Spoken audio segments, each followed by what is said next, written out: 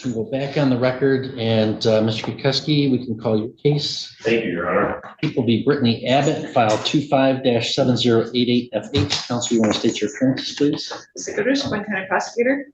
Luke Kukuski, on behalf of Ms. Abbott, Your Honor. Right, and I'm here for sentencing on a charge of evidence tampering. It's a 4-year statutory maximum and a guideline range at 0 to 9 months. Mr. Kukuski, have you had a chance to review the pre-sentence report and recommendations with your client? Your Honor, I have no additions or corrections to that report. Okay, and any scoring challenges? We did not have Ms. Goodrich, any additions, corrections, or scoring challenges from the people? No, Your Honor. All right, Mr. Kukuski, anything you want to say on your client's behalf? well, Your Honor, I'd just say that At first glance, this sounds like a routine sentencing. But don't be fooled. The judge isn't just deciding a punishment. He's trying to figure out whether this was an honest mistake or an intentional attack on the integrity of the court. And that distinction is about to change everything. I believe Ms. Abbott's going to be successful on the term of delay and the agreement that we've worked out with the prosecutor. This really felt like an interesting case to me in that she gets hired on or is hired on for some firms that are collecting credit card debts, and she's to serve people. And there's not really much training as to how that service is to be done. I think she now understands the ramifications of what had happened. She has expressed to me she's very apologetic to the victims in this case, and sorry that if anything happened with their case, that she's sorry about that. But she did. It wasn't that she just mailed it in, Your Honor, where she said she served somebody, but she didn't. She did drive down from Marquette, go to these residents. Although somebody at the residence that she serves, it's not the right person. So again, I think the disposition that's been worked out here is addresses the issues and addresses the conduct and behavior. I would ask the court to follow the agreement that we have for this 6-month delay with Ms. Abbott at this time. Thank you. Well, I mean, I wonder about those facts.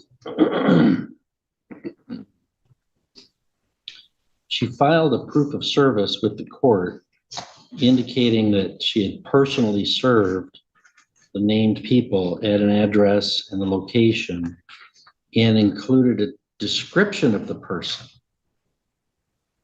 including, it said for one of them, described his appearance, including having a missing ear. So that sure sounds like Miss Abbott is intentionally trying to say, yes, I personally served this named person when she didn't, and not just some sort of technical mistake that she didn't know she could leave it with someone else at the household. So help me square that circle. This is the moment the defense's argument starts falling apart. The judge points to something incredibly specific, a physical description of the person supposedly served. If that description was fabricated, we're no longer talking about poor training. We're talking about knowingly submitting false information to a court. That's a completely different level of misconduct. Well, Your Honor, there's an application with these firms that she's working with where you just check the box when the paper's delivered. They do the proof of service to the court, and that's the proof of service that was provided to the court. She was not personally taking those to the court.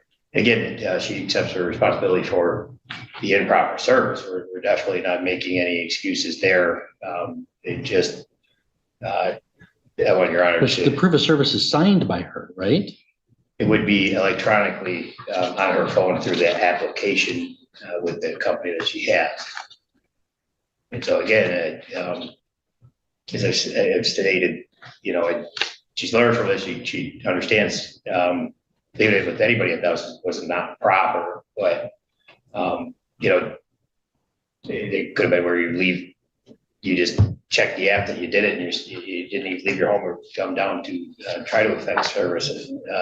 And she's accepted the responsibility by entering into this delay that she knows that it was not proper, and we're not making any excuses here, Your Honor. Well, it sounds like you're saying she's not technically guilty of intentionally tampering with evidence. Not at all, Your Honor. I would not do that. I mean, just making a mistake about what the court rule requires is a different thing entirely from felony tampering with evidence. Well, and then I think the court is not hearing or is misunderstanding. I'm just trying to explain the circumstances or the facts around that, but I'm not making any excuses, Your Honor. I think it's important for the court to know the totality of those circumstances. That's all. Again, we've accepted the responsibility. We've,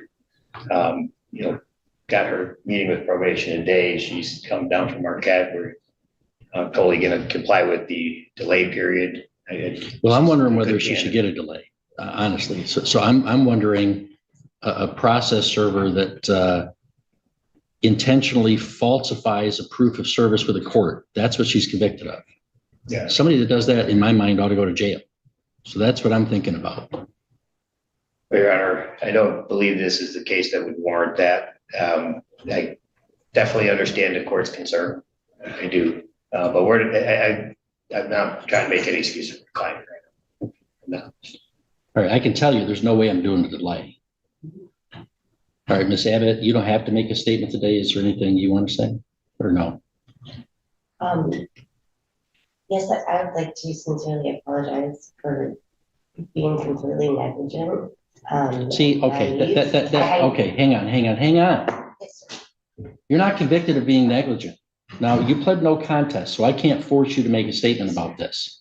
But I'm not going to sit here and let you... Did you catch that? The defendant called it negligence, but the judge immediately pushed back.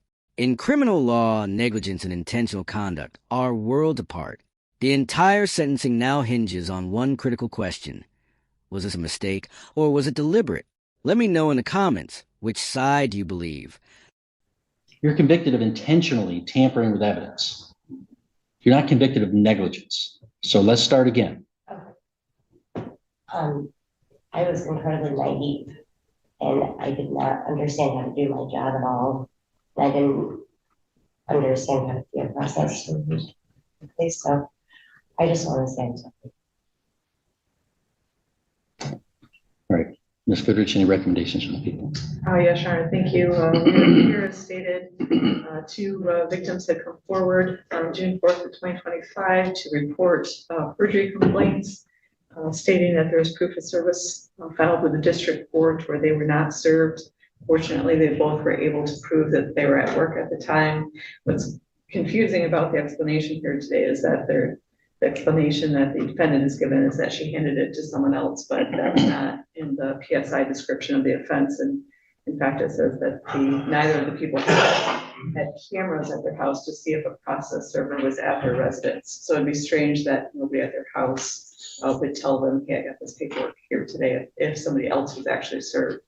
So I would guess that no person was served at either household based on those set of facts. The defendant is 36 years old. She has no prior felonies and one prior misdemeanor. Looks like she's part-time or sporadically employed and has a bachelor's degree. The guidelines are 0 to 9. The plea agreement was for the 6-month delay. The PSI accepts that with a focus on the services being for mental health treatment for the defendant, as well as using her positive family support system more so that she makes better decisions in the future. Now comes a moment every courtroom watcher waits for, the judge's final reasoning. Notice that he's no longer debating technical details. He's looking at the bigger picture, trust. Because once a court can't trust official documents, the entire justice system begins to crack. Thank you, Ms. Abbott. If you please stand for the first sentence. All right, Ms. Abbott, I don't buy a thing you're selling me today.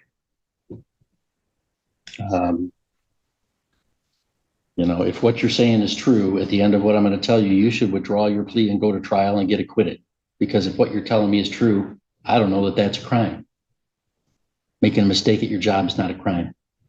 I probably did it today already.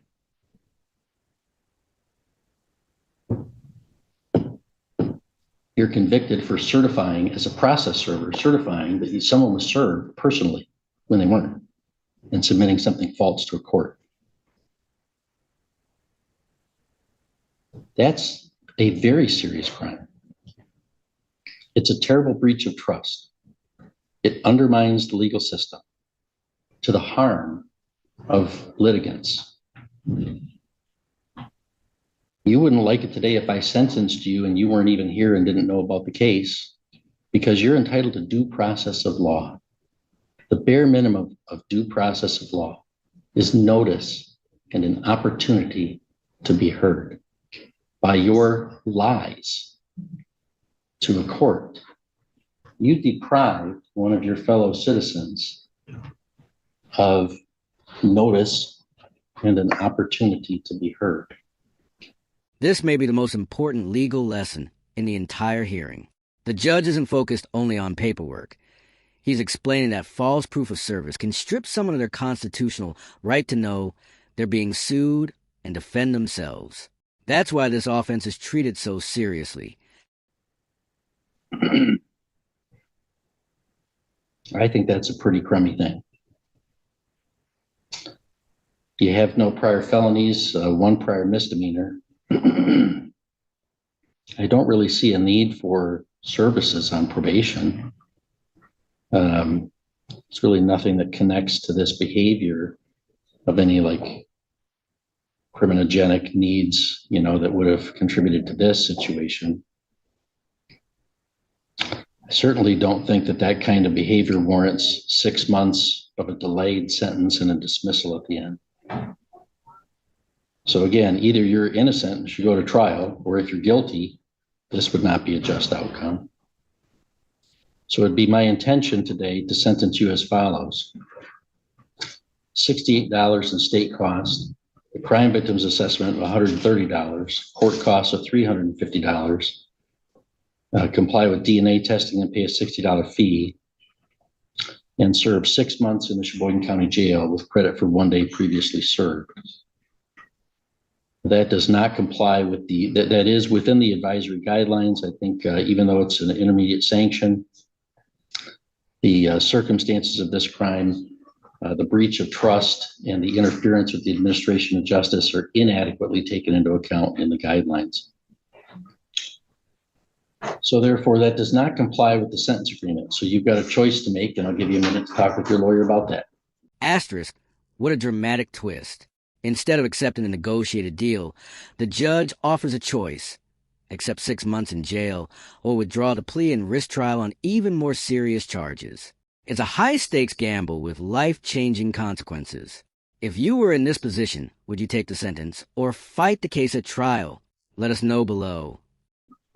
You can either accept my sentence as I've announced it today, or you can withdraw your plea and it goes back to a pretrial posture, and we'll schedule the jury trial on 2 counts of obstruction of justice and 2 counts of evidence tampering. So I'll give you some time to talk with him.